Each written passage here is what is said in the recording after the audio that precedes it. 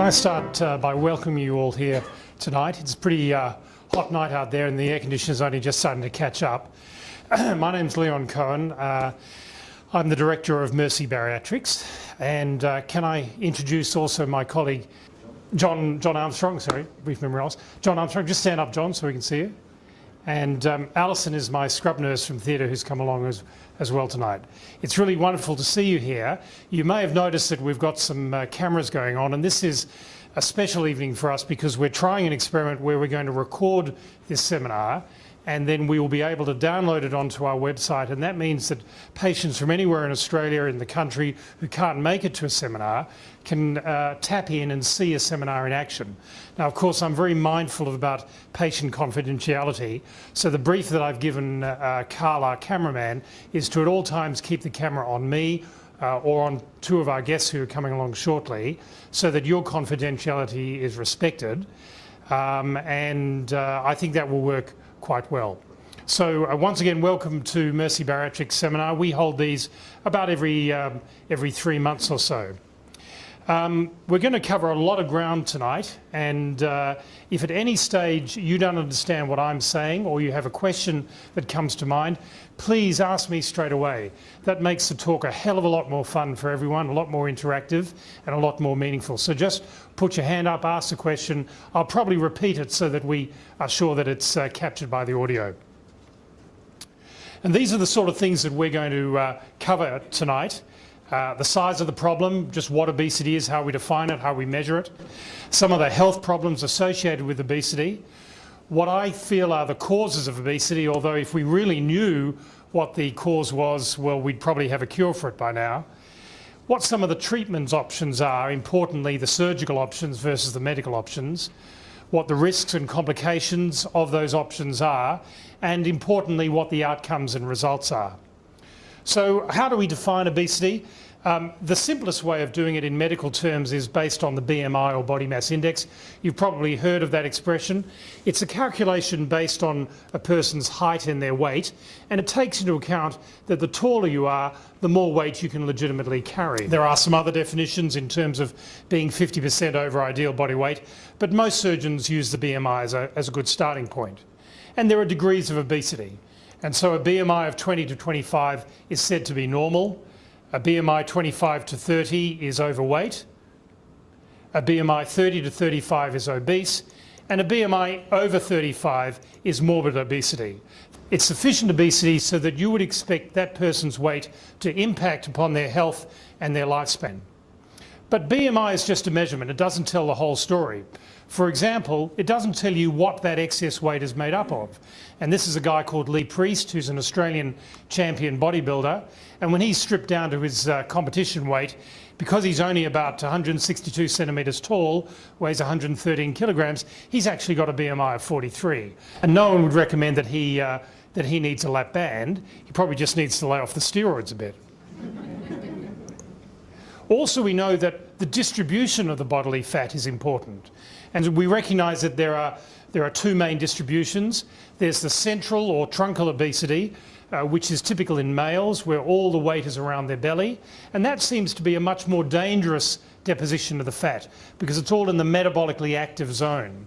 And then women who are blessed with fat around their hips, even though they may have a higher BMI, it poses less health risks to them because it's not so metabolically active. We also know that depending on your race, the BMI may vary in its significance, so that for an Indian or a Caucasian or an Asian patient, having a BMI of 28, which we wouldn't consider to be morbidly obese, may be sufficient to give them a full-blown metabolic syndrome with the diabetes and the high blood pressure and the other consequences of obesity.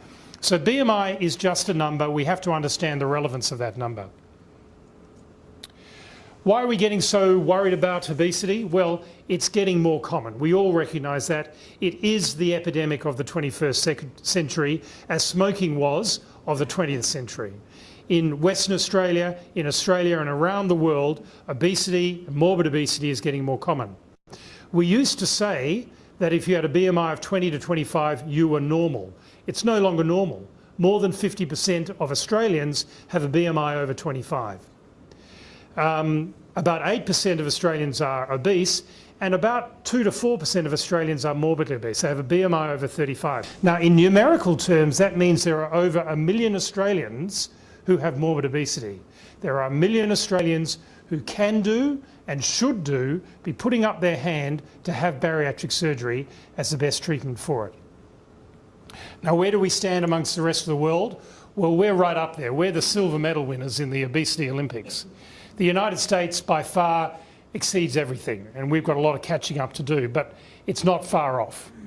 Numerically, Russia, United Kingdom are also very high. China and Malaysia have proportionally a lower proportion of morbidly obese, but because of the vast numbers involved in China, they've got a bigger obesity problem than we have, particularly, as I've said, their BMI problems kicking in at a lower BMI. And why do we get so upset about obesity? Well, the simple answer is that morbid obesity kills people. It's estimated that if you have a BMI of 40 at the age of 40 and you do nothing about it, you have lost on average 12 to 15 years of life. So it has as much an impact on your longevity as smoking does. And it's not just an accelerated mortality rate. There's also a whole raft of diseases that can make those last few years quite miserable and certainly very expensive. And these are some of the comorbidities that we recognise that go along with diabetes. It's probably the main 10 or 12 out of about 50 that you could itemise.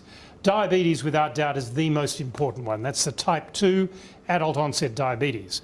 We used to call it adult onset, but unfortunately there are adolescents, teenagers, even people under the age of 10 who are now sufficiently obese for them to develop this type of diabetes, and they are taking the same medication as their grandparents are.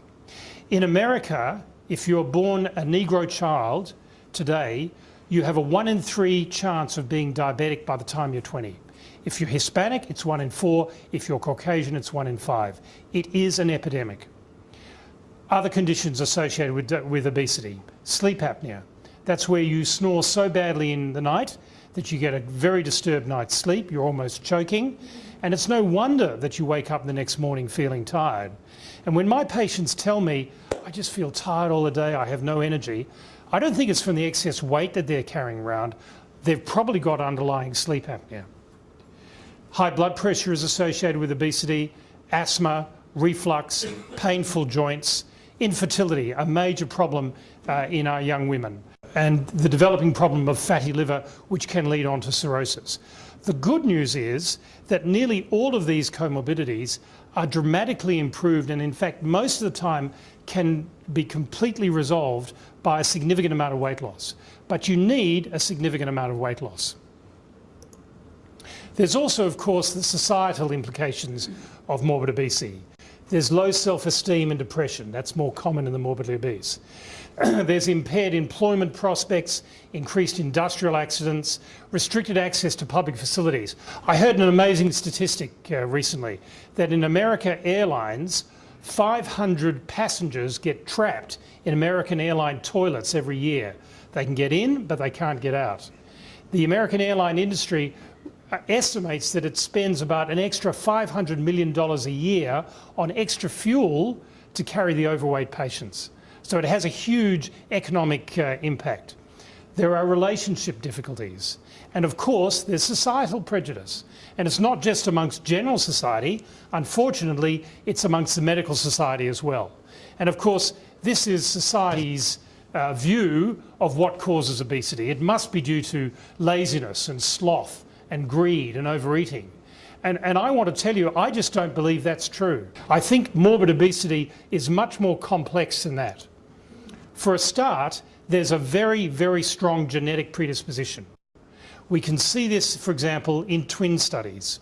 If you have identical twins, separated at birth, raised in entirely different households with different eating habits and environment, there will be a remarkable concordance and similarity to their weight at any time in their life.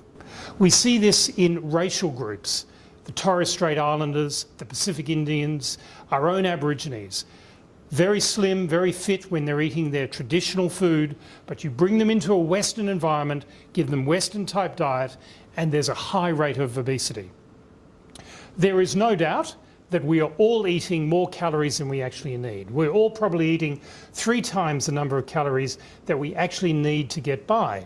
And if you have an underlying genetic predisposition to obesity, that amount of caloric intake will inevitably result in morbid obesity.